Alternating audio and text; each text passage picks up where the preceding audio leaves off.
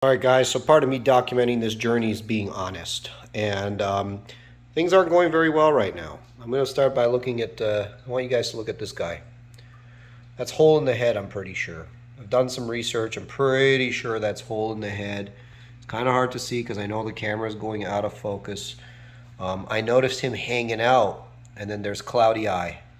He's got a clear eye, and you can see on the other side,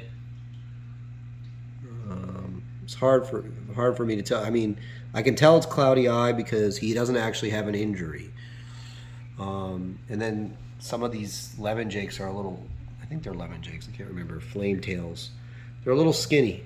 So sorry guys, it's really going out of focus. So we had a bunch of health issues crop up. I lost one of my electric blue Jack Dempseys. You know, I know the electric blues are supposedly kind of a little bit on the more delicate side. So, you know, now that I see this big boy has cloudy eye. Sorry guys, I don't know why it's not focusing in here. And then we got the flame tail there with hole in the head. Yeah, it's time to take immediate action. So, a couple things. I was watching a YouTube video about heaters. And I had initially two 300 watt Eheim heaters, two of those basically. And anyways, I decided to pull one of my Eheim heaters because the guy in the video was saying that basically if you've got two heaters, it's more chance that, you know, if they get stuck in the on position that they'll cook your fish. And one heater is kind of sufficient. If you have two heaters, they're turning off and on so much, and the off and on is really the part that fails, not the element in and of itself just staying hot longer, and that you're not really going to use any more energy or less. So, you know, to me it made sense. So I pulled one of my heaters, but I think my temperature dropped too low, and I don't have a digital temperature readout. So I think my temperature is a little too low, and it stressed the fish and impacted their immune system. So I think that's basically it. So now I've got two 300 watts. I put I think that's a top fin or a Fluval. What is it? Yeah, that's a Fluval 300 with a digital readout at that end. And then I got the Eheim at this end. And I'm going to run this tank hot for a while. The other thing I did was I just did about a 80% water change. I pulled all the carbon out of my FX4 filter. And I dosed the whole tank with methylene blue. So I kind of went all out here. Now I do have metronidazole. I'm not going to dose right now with metronidazole. I'm going to kind of see how it goes. I have never dosed fish with metronidazole, so I don't want to just go ahead and do that. I mean, I'm sure it's pretty simple, but this is a pretty big tank. So as you can see, I have not filled it all the way.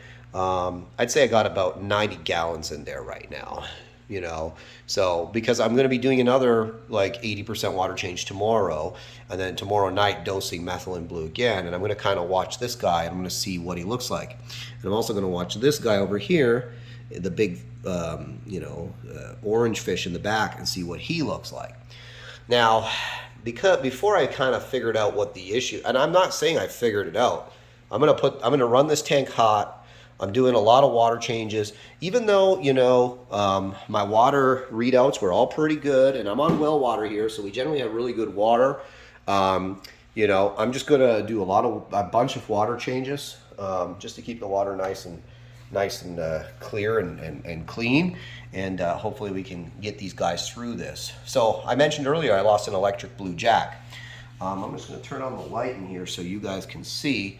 Just give me a sec. So you guys may notice that the rocks, you probably won't, but if you look at my old video, the rocks are completely different. I went and bought a whole bunch more rock, and I wanted to make a bigger boulder pile. So I changed all the boulders, and I made a bigger boulder pile. And my electric blue Jacks, which were eating really well on my original setup, all of a sudden both of them disappeared and stopped eating. And disappeared, I just meant they were hiding a lot.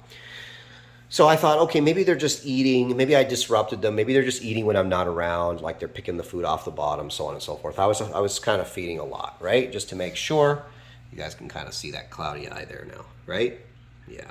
And it's not an injury. I can tell because I have another fish that had a eye injury, right? So, and I'm pretty sure that is hole in the head. Anyways, yeah. So suffice to say that I have, I waited and I just kind of hoped that they'd get over the change in environment.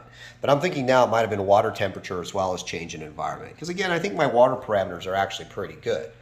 I think I was just running a little too cold and depressing the immune system, making them more susceptible to stuff. So what I did, well, one day I came in and I found one of the electric blue jacks dead in that corner. And that really broke my heart. I really liked those fish a lot. So I immediately pulled all the boulders down, caught the one electric blue, and threw him in a hospital tank that I set up over here. So you guys can see my little hospital tank. And because I did methylene blue, I pulled all the bamboo out, because apparently methylene blue kills all the plants. So I pulled all the bamboo out. So this is my electric blue jack. You can kind of see him, guys, there. He's hanging out. I don't know if you guys can see him. He's skinny, that's for sure. He's definitely not looking like how he looked. And he's been in here now for a few days. And he's doing, I've seen him eat. I have seen him eat. He doesn't come out to eat when I feed, which he was doing before, but he is eating. So I'm confident by keeping the water in here clean and, you know, getting him, you know, getting him nice and warmed up and everything else. I'm hoping that, you know, in a month or so, I can reintroduce him. We'll see. He's small, but you know, these guys are pretty tough guys. You know, they have no problem kind of fighting the other fish. Now there's another fish in here. Again, unfortunately, one of my favorite fish, my ruby red Alanacara.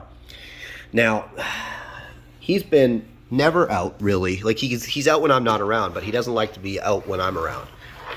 You guys can see him in there. My ruby red Alanacara. Now, he used to be a pretty robust fish, and about a couple weeks ago, I noticed that there was a cloudy eye, right? And I wasn't sure whether it was an illness or an injury. So I pulled him out, and I bought this hospital tank for him, and I put him in this hospital tank. And he was the first one in here, actually. So he's in this hospital tank. I got a little, you know, bubbler on there with some biomedia in it. I actually have to do a water change on this tank tonight, which I will. And, you know, again, I'm running this tank a little hotter. I got the 300 watt in this little 40 gallon, which has probably only got about, you know, 32 gallons of water in there or something like that. And again, I haven't seen him eat, and I'm not sure if it has anything to do with his eye or anything else. Now, I'm pretty sure he must be eating when I'm not around, but he's definitely lost some weight. So I don't know, guys. I kind of fucked up. There ain't no two ways about this. So I'm going to try and get these guys back to health, and I'm going to be really aggressive with my water changes. I'm probably going to do this tank methylene blue after, if it works well in there. I think I'm going to do 2 or 3 treatments in there. I'm just going to watch these guys, and I'm going to see, like, these 2 guys, I haven't seen them eat. The other fish are all eating, and it's been a while. I mean, like I said, I saw him kind of sneaking a little bite to eat when I wasn't around, this guy, eating some flakes off the bottom of the tank. So I have high hopes. But anyways, guys, this is my journey. This is my struggle right now.